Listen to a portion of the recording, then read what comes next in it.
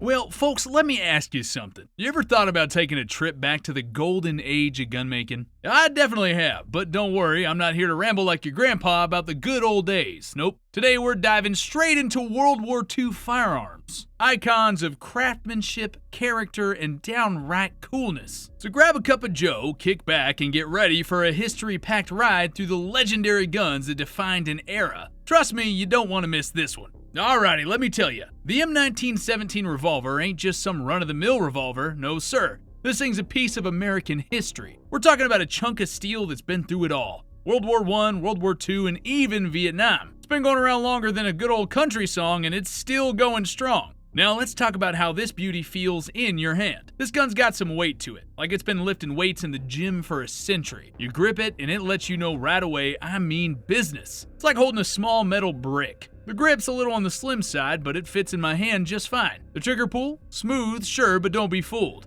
It's a bit heavy in double action. Kinda feels like trying to pry open a stubborn jar of pickles, but with a little more bang. Now the 45 ACP round that this thing spits out, well, that's no joke. When it fires, you feel it, and the sound? You'll be ringing in the ears for hours after one of these bad boys goes off. Recoil? Yeah, it's there, but it's more like getting kicked by a mule than a bucking bronco. It's a manly caliber for a manly men. Well, at least those who can handle a little bit of wrist shake now and then. As far as accuracy goes, let's not kid ourselves. It's a revolver, not a laser-guided sniper rifle. But with a little care, you should hit a barn door from 100 yards. The sights? Simple as pie, but they get the job done. It's like looking through a keyhole, sure. It's not fancy, but it works. And here's one of my favorite parts. The moon clips. Ooh, they make reloading this thing about as quick as semi-auto. Feels a little like cheating, but heck, I'm not complaining. Now, no gun's perfect. The half-moon clips can be a bit of a pain, especially when you're unloading them. It's like untangling a Christmas tree light cord, except with sharp metal. And the gun can get a bit muzzle-heavy, which can wear you out if you're blinking for long periods. It's like holding a bowling ball, but without the fun of bowling. But despite the quirks, the S&W M1917 is a piece of history that packs a punch. Tough, reliable, and will get the job done. If you're a fan of classic firearms like I am, you'll want to have one of these in your collection. Just know this, it's not for the faint of heart. This revolver demands respect, and if you show it, it'll reward you with years of solid service. And remember, with great power comes great responsibility. Treat this gun with respect, practice safe handling, and if you ever have to use it in self-defense, make sure you're aiming for center mass. Trust me, it'll get the job done. Alright, it's time to break down this real beauty, the Itacha 1911. You might know Itacha for their shotguns, but hey, did you know they also make some top-notch 1911s? These aren't your average run-of-the-mill 1911s, no sir. These are handcrafted masterpieces, built with the kind of care and attention to detail that make a watchmaker proud. Think of it like this. You start with a solid block of steel, and with a bit of magic and a lot of high-tech machinery, you carve out a masterpiece. They're using fancy techniques like wire electrical discharge machining to cut the frame and the slide. It's like using a laser cutter, but way cooler. And the attention to detail is actually insane. They are hand-fitting parts, smoothing out edges, and making sure everything works like a Swiss watch. It's like a bunch of gun-loving artists getting together to create a work of art. When you take this baby to the range, you'll feel it right away. Smooth, accurate, and it's just a joy to shoot. The trigger's super crisp and the sights are clear, and even the 45 ACP recoil is totally manageable. Kinda like driving a well-tuned sports car. Responsive, precise, and a whole lot of fun. But here's the kicker, these aren't exactly cheap. They're custom built from the ground up, and yeah, you're paying for that quality. Think of it like buying a custom suit. Costs a little more, but once you got it, you look and feel like $1,000,000. So if you're in the market for a 1911 with history that's as beautiful as it is functional, the Itacha 1911 is definitely worth a look. But heads up, it's gonna take a little extra out of your wallet. But hey folks, you only live once, right?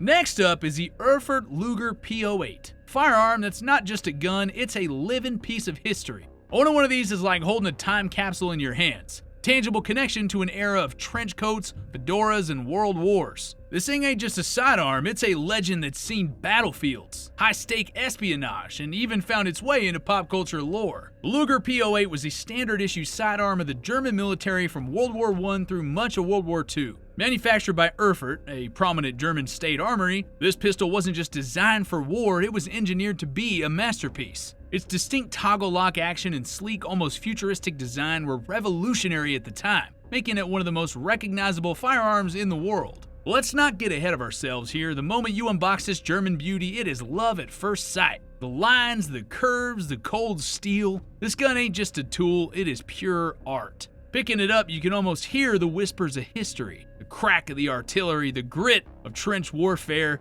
and the calculated precision of an officer's commands. The Luger P-38 is a portal to a bygone era, and every scratch on its surface tells a story. Yet, behind its elegant exterior lies a temperamental diva. Loading its finicky 8-round magazines, well, that's an art form in itself. This thing will test your patience and your dexterity. Now, let's talk about the toggle lock mechanism. It's mesmerizing to watch in action, but keeping it clean and operational, well, that's where the real work begins. And then there's a trigger pull. It's not exactly buttery smooth. Imagine wrestling with a stubborn safe that's occasionally deciding to cooperate. It's part of the charm, but it's also part of the challenge. At the range, the P-08 truly shines, or I might say bites. That iconic crack of the shot, the snap of the toggle, and the brass casing flying through the air all combine into mechanical symphony. But this isn't your typical point-and-shoot pistol. The Luger P-08 demands precision, patience, and respect. When it's in a good mood, it's as reliable as a Swiss watch, but when it's not, let's just say it can leave you scratching your head like you're troubleshooting an old car that won't start.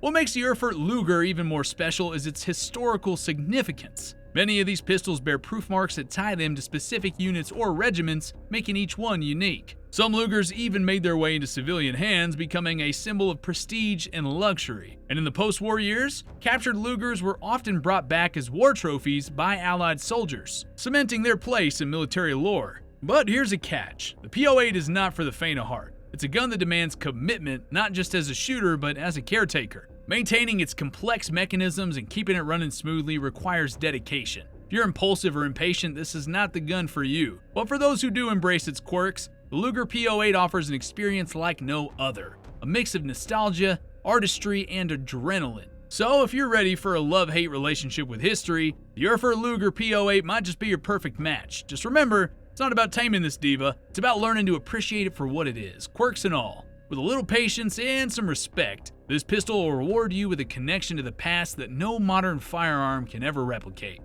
Alright, let's dive into a true German engineering marvel, the Walther P-38. This one ain't your grandpa's Luger. It's a sleek, reliable sidearm that revolutionized military pistols and earned its place in firearms history. If the Luger was a flashy, high-maintenance sports car of the German military, the P-38 was the no-nonsense workhorse, built for practicality and efficiency. See, back in the late 1930s, the German military had grown tired of their Lugers acting up like moody teenagers, beautiful as they were. Lugers were expensive to produce, finicky to maintain, and over-engineered with mass wartime use. Enter Walther, tasked with designing a simpler, more reliable service pistol. The result? The P-38, a true game-changer. Adopted in 1938, it became the standard sidearm of the Wehrmacht during World War II, replacing the iconic Luger and setting a new benchmark for semi-automatic pistols. Here's a kicker though. The P-38 was one of the first double-action, single-action DASA semi-autos ever produced for military use. That trigger system, paired with a decocker, was groundbreaking. It allowed soldiers to safely carry a chambered round and fire the first shot with a heavier double-action pull, while follow-up shots in single action were lighter and quicker. This feature influenced countless pistols that followed, including the Baretta 92 and the Sig Sauer series. In terms of construction, the P-38 was designed with wartime pragmatism in mind. It had stamped steel components to streamline production and a simple locking system for reliability in harsh conditions. This wasn't just German over-engineering, it was German engineering done right. Even under the stress of wartime shortages, the P-38 was built to perform, earning its reputation as a rugged and dependable sidearm. But let's talk about how it feels in your hand. This pistol's got some weight to it, a solid heft that screams business. The ergonomics were surprisingly good for its time, and it balances well, making it easy to bring on target. The trigger pull in double action? Well, let's just say it's got some resistance. Imagine trying to open a stubborn jar of pickles, but with a little more danger involved. Once you get past that though, the single action pull is smooth and precise, offering excellent accuracy. At the range, the P-38 truly shines. Shooting 9mm, it's surprisingly soft recoil for its era. This is thanks to its balanced weight and smart design. It's like driving a finely tuned sports car, reliable and smooth, but with the occasional temper tantrum. And while it doesn't have modern bells and whistles, its simple sights and robust build make it a joy to shoot once you get the hang of it. But you know what? The P-38's legacy did not just stop with World War II. After the war, it continued to serve in various forms, particularly in post-war Germany and NATO-aligned countries. Civilian variants like the Walther P-1 became popular among collectors and enthusiasts, cementing the P-38's status as both a functional firearm and a historical artifact. But let's not sugarcoat it. The P-38 has its quirks. That trigger isn't exactly smooth, and its stamped parts can feel a bit utilitarian compared to the refined aesthetics of the Luger. But that's the trade-off. It's a tool designed for the battlefield, not for the ballroom. If you're looking for a firearm with rich history, innovative design, and a little wartime grit, the Walther P-38 is a phenomenal choice. It demands respect, patience, and a bit of care, but it rewards you with reliability and a direct connection to one of the most pivotal eras in world history. For collectors and shooters alike, the P-38's more than just a gun. It's a symbol of German ingenuity and a lasting piece of firearms evolution. If there's an example of a lesson in bad design, it's gotta be the Type 94 Nambu. The Type 94 Nambu is a prime example of what happens when a gun designer's got a bad day. It's a quirky little pistol that's as reliable as a politician's promise. The Japanese military, in their infinite wisdom, decided to equip their soldiers with this thing. Let's talk about a recipe for disaster there. The pistol is a masterclass in bad design, the trigger's mushy, the sights are terrible, and the safety mechanism's about as reliable as a cheap watch. But man, the real kicker here is the trigger bar. It's so sensitive that you could probably fire the gun just by looking at it wrong. It's like the Japanese engineers said, let's make a gun so dangerous it could shoot itself. And boy, did they deliver. The Nambu was a walking time bomb, just waiting to go off at the most inopportune moment. The 8mm Nambu cartridge, the round this pistol fires, is another head scratcher. It's a weak, underpowered cartridge that's not particularly effective, like trying to fight a bear with a Nerf gun. The Nambu's design is a hodgepodge of strange and impractical features. The magazine release is awkward, the sights are tiny and difficult to use, and the safety mechanism's prone to failure. It's like someone designed this gun while they were sleepwalking. Despite its many flaws, the Nambu's got a certain charm. It's a relic of a bygone era, testament to the ingenuity and resourcefulness of Japanese engineers, but also a reminder of their limitations. So if you ever come across a Type 94 Nambu, do yourself a favor and run the other way. It's a dangerous weapon even in the hands of a trained professional, and it's a cautionary tale about the importance of good design and quality control. The Nambu's a reminder that even the most advanced nations can make mistakes. It's a testament to human ingenuity, but also human folly. Oh, but before I forget, let's talk about the Nambu's trigger. It's a delicate little thing prone to fits a temper. One wrong move and bang! It's like trying to herd cats, but with more lead and less fur. Don't even get me started on the sights. They're so small and blurry, you might as well just close your eyes and hope for the best. Like trying to shoot a fly with a shotgun. So if you're looking for a reliable, accurate, and safe handgun, the Nambu's definitely not the way to go. But if you're looking for a quirky, unreliable, and potentially dangerous piece of history, then the Nambu's your perfect match. But good luck with that one, folks.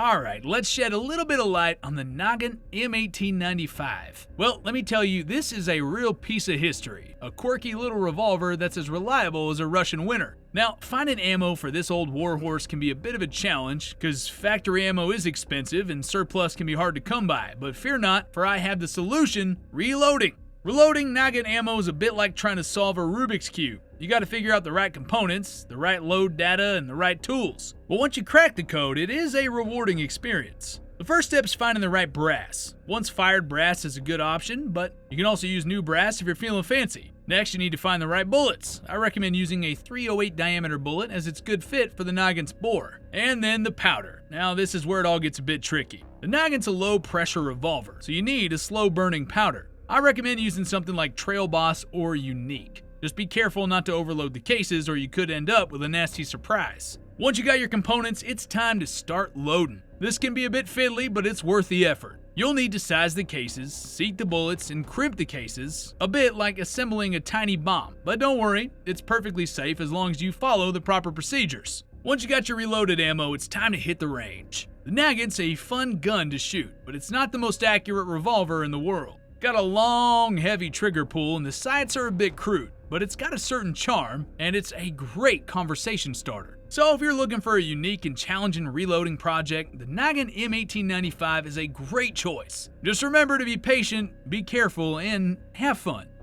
Well, if you've got a taste for the Tokarev TT-33, then you, my friend, have got an eye for vintage iron. This ain't just any pistol, this is a Cold War relic. Let me tell you, it's got a bit of a bite, a little kick, and a whole lot of history packed into that steel frame. I still remember the time I laid my hands on one of these beauties. It was love at first sight. Sleek lines, a weighty pull, and that satisfying thunk on the slide. Pure poetry, my friends. Sure, it's a little rough around the edges, but hey, that's what gives it character. It's like a well-worn leather jacket. Seen better days, but that's what makes it special. Now, some folks might raise an eyebrow if you mention carrying a Tokarev for self-defense. They'll get all high and mighty talking about safety features, magazine capacity, and stopping power, but let's be real, those are probably the same folks who swear by Glocks like they're the only game in town. Truth is, the Tokarev's a bit as reliable as they come. Simple design, built like a tank, and don't even get me started on that 7.62 by 25mm round. It's not just for show, it packs a serious punch. A round that doesn't mess around. Like this little beauty means business. Now, the Tokarev's design's a bit quirky. The slide's long and heavy, and the trigger pull could wake the dead, but that's part of the charm. It's like driving a manual transmission car. It takes a little skill, but when you get it right, it is incredibly rewarding. So, next time you're out and about and you spot a suspicious character, take a good look. If they're carrying a Tokarev, you know they're ready for whatever comes their way. Sure, it might look old school, but don't be fooled. It's got a secret weapon. A classic handgun that's as reliable as a hammer and as deadly as a Cobra. Side note, thank God Cobras can't wield hammers.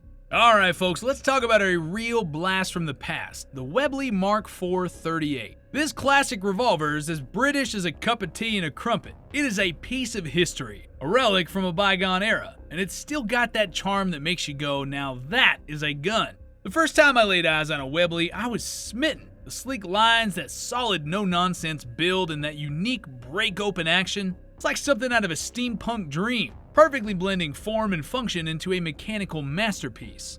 Now, let's talk about the 38 S&W cartridge. Might be a bit of a weakling when you compare it to modern ammo, but there's something about it. Kind of like a gentle giant. Doesn't pack much of today's firepower, but it's got a certain charm. A soft touch that still hits hard when it needs to. The trigger pull? Well, let's just say it's a bit on the heavy side, especially in double action mode. It's like trying to open a stubborn jar of pickles, except instead of just making a mess, you're packing lead with it. But once you get the hang of it, that heavy pull turns into a smooth, satisfying appearance. Now, one of the coolest things about the Webley is that break-open action. It's like a magic trick. You flip the lever, the gun opens up like a book. Sure, it can be a little fiddly, but there's something incredibly satisfying about it. You feel like you're handling a little piece of history with every reload. The sights? Well, nothing fancy, but they get the job done. They're like a pair of old-school spectacles. Sure, they might not be the sharpest, but they'll help you see what's in front of you just fine. Kind of like shooting a bow and arrow, but instead of a quiver of arrows, you got bullets in your gun. So if you're after a classic revolver that's got character, fun, and function, then the Webley MK IV 38 is definitely worth your time. Just keep in mind, it's a bit of a diva. Likes a little extra care, and it might not always be the most reliable, but when it works, oh boy, it's pure magic. Now, the last in this list is the absolute classic Baretta M1935. This little Italian gem's more than just a firearm, it is a piece of history. It's a true work of art and totally a joy to shoot. Like a fine bottle of wine, just gets better with age. Back in the day, Baretta was cranking out some of the finest firearms on the market. And they weren't just making guns, they were creating legends. And the M1935, well, it's an example of Beretta's craftsmanship at its finest. This pistol feels like driving a high-end sports car. Smooth trigger pull, soft recoil, and a surprisingly accurate barrel. It just kind of clicks, you know? Everything about it screams Italian finesse. Now, no gun's perfect, and the M1935's got a few quirks. The magazine release can be a little tricky, and the safety mechanism might remind you of trying to open a jar of pickles. My bad for all the pickle analogies. I got in a fight with a pickle jar earlier this week, and I can't let it go. You know, it's frustrating, but it's kind of charming in its own way. See, the M1935's history is a tale of versatility. It wasn't just an Italian favorite, oh no, it was also adopted by the Romanian military and even the German forces during the later stages of World War II. This little pistol had range, playing everything from a stylish Italian officer's sidearm to a rugged German soldier's tool. Talk about diversity. The design has inspired a ton of follow-ups. Its sleek lines and compact frame influenced a whole generation of pistols. It's like the Clark Gable of pistols, still making an impact even after all these years. So if you're after a classic firearm that's both stylish and functional, the Baretta M1935 is your ticket. Just treat it with care, because this is a delicate piece of machinery. And always remember to practice, alright? Well, that's a wrap for today, folks. What should I cover next? Got a gun you want to see featured? Well, let me know in the comments. And don't forget to like, subscribe, and hit that little bell thingy. You'll never miss a shot. Pun intended. But before I go, click on your next video to your right. You'll love it. Until next time, keep your powder dry and your mind sharp. We'll catch you later.